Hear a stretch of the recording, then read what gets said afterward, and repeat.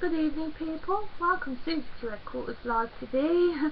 Yes, it's me, Susie Q. I've just got rid of my trademark shades because I want to refer to my notes, and if I'm wearing them I can't see things, and it's very dark because I wanted you to be able to see the candles. And there's a bit of MARC BOLAN going on here today, and I am wearing a MARC BOLAN t-shirt from 1985.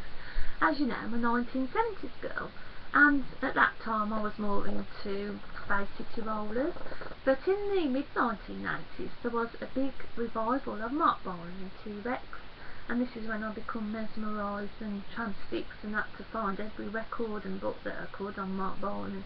And as you know, today's date is the September the 16th, 2012, and on this day in 1977 the papers were running with a story that shocked the world and changed the history of rock music really, and it was MARC BOLAN killed in car crash, Mini driven by girlfriend hits tree.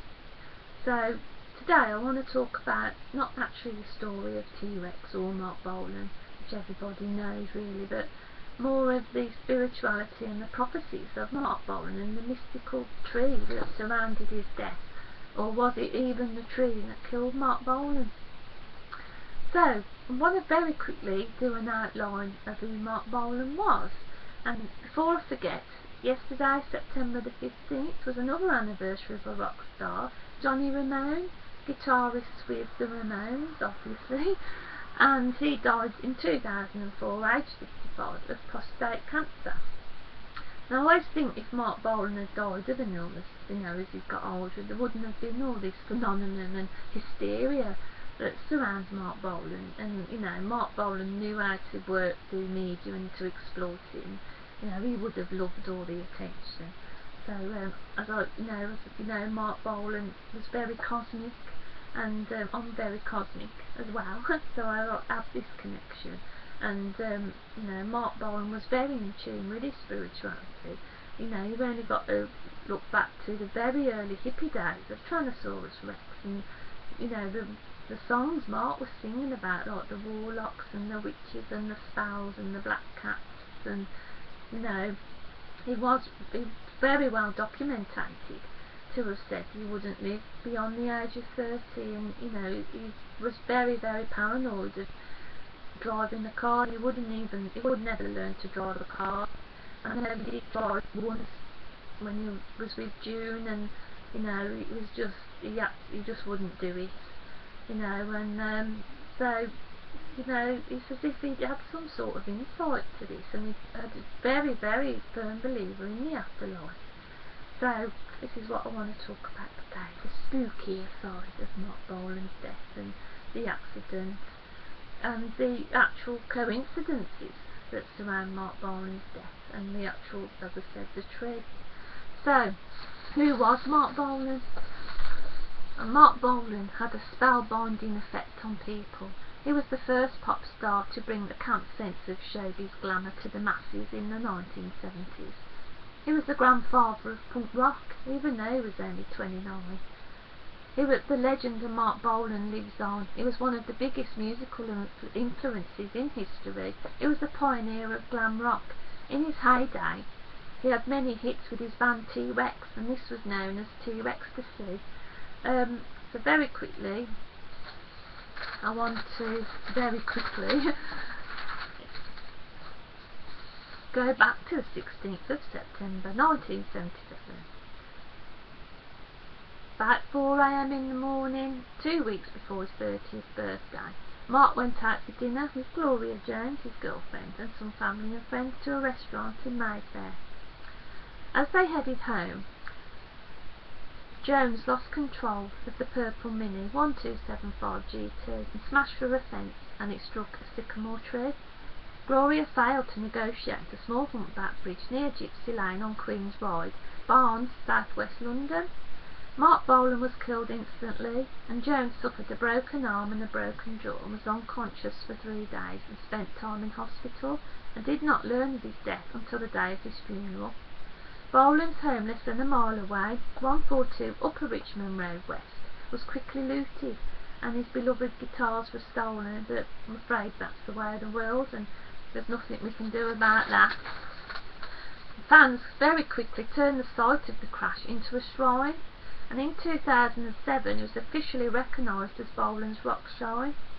And also TAG, the T-Rex Action Group, have the perpetuity ownership to the tree, so they maintain and look after it. And obviously every year there's a pilgrimage of fans go to visit the site of the tree at Queen's Ride, and also the Golders Green Crematorium, you know, 35th and the 35th anniversary today. So I want to talk about how a simple tree has turned into a rock shrine overnight. And actually, was it even the tree that killed MARC BOLAN? And if you go onto Google how MARC BOLAN died, you can see all the photos, and you can look for yourself and see the fences that was at the time when I took all the photos, and you can see very clearly the fence. So you've got to imagine now the Mini travelling over the humpback bridge towards the tree. And the tree, as I said, there was a 6-foot high metal chain link fence surrounding it. So it must have hit the steel reinforced concrete post with enough force not only to break it at ground level, but to cause the concrete to break off its steel reinforcing in several places, and also a second post snapped off at the base, and only then was the car able to hit the tree and inflict the damage. It would have been the passenger side of the car which collided with the first steel reinforced concrete fence post. So although the tree may have caused a little more damage, the real impact which killed MARC BOLAN was in fact the 6-foot high concrete fence post and not the tree. After the accident, the fence was not replaced, and for many years the Armco cross barrier was not there either, and speed bumps didn't appear to 2007. Had the Mini not hit the tree, or even if the tree had not even been there, the Mini would have descended the embankment from Queen's Ride to the private drive of Gypsy Lane, so the tree stopped the Mini before it could descend the embankment and hit the brick walls and metal fences of the houses at the bottom, and Gloria would most definitely not have survived this crash. Obviously Roland Bolan, the son, would have been left an orphan. So the tree had a lot of significance, even though it wasn't a tree that killed MARC BOLAN. It still had a lot of significance in the accident itself. And I just want to talk a little bit about now the coincidences that surround MARC BOLAN's death. If you can Google a very famous painting entitled September the 16th. It's by a Belgian artist, and his name is René Magritte. It was painted in 1957, and I don't know if it's still there, at a place called Le Vuse, is it?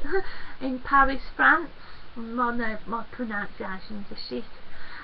And yeah, so yeah, if you look at, you've only just got to put the 16th September painting and it'll come up with the actual painting, and it is of an actual sycamore tree, and there's a little picture of a crescent moon in the middle.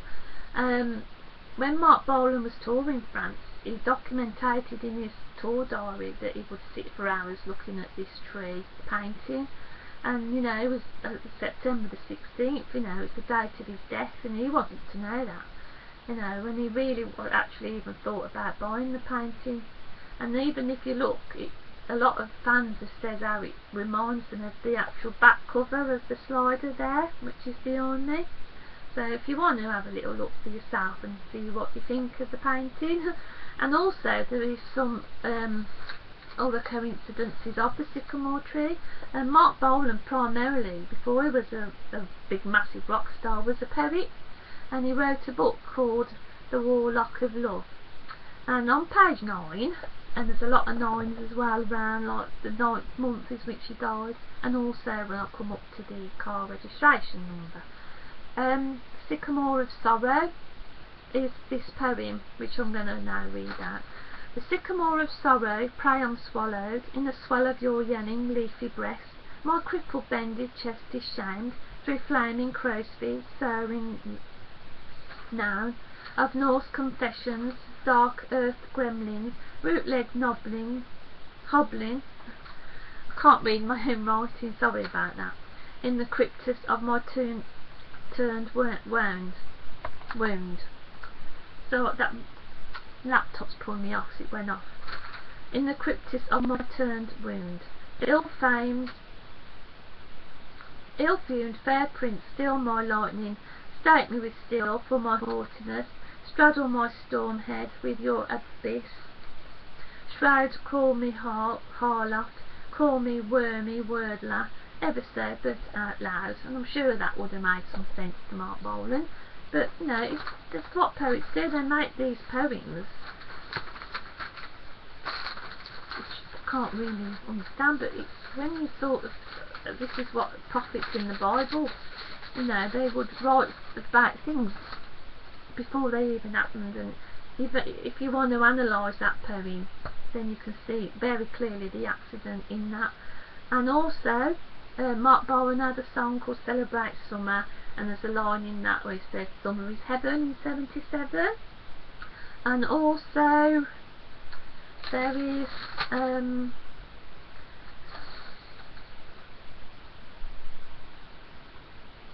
another song, Solid Gold Easy Action, that's what I'm trying to think of, sorry for the little delays. And the opening line in the song, same and always will be, easy as picking foxes from a tree. The actual registration car number was Fox FOX 661L. Turn the sixes upside down, you've got another 2 9s, and I'm sure there's a lot more 9s if you want to look into it all.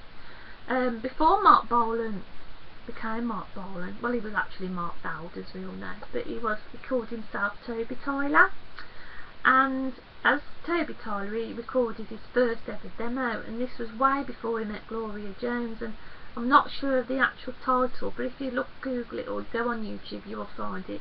The road I want Gloria, and the first line is, the road I'm on won't carry me home. And obviously Mark hadn't yet met, as I said, Gloria, and it wouldn't carry him safely home. You know, there is just so many coincidences, and there is Prophets of Marc Bolan on YouTube. There's part 1 and part 2, and I think it's, if you go on to part 2, the song is really spooky, and if you listen carefully, you can, it's a very song, and it's even on my channel. It's called Chelsea Dagger, and the song just sounds like Chelsea Dagger, and obviously a lot of bands was influenced by Marc Bolan, and obviously they've probably found, you know, from this song, I can't remember the actual title of the song now, but if you look, it does say, yeah, so if you look at that, that is also, there's just so many coincidences that surround his death. It's, you know, everything happens for a reason, and Mark, it's as if he knew, you know, he had this fear of driving cars, even though he owned loads of cars. He had a, you know, fascination, especially with American cars, and you know, he just wouldn't drive one himself. And you know, I suppose everybody says it's very ironic that he would be killed in a car crash, but everybody, a lot of spiritual people, obviously know that, you know, as if he did know all along that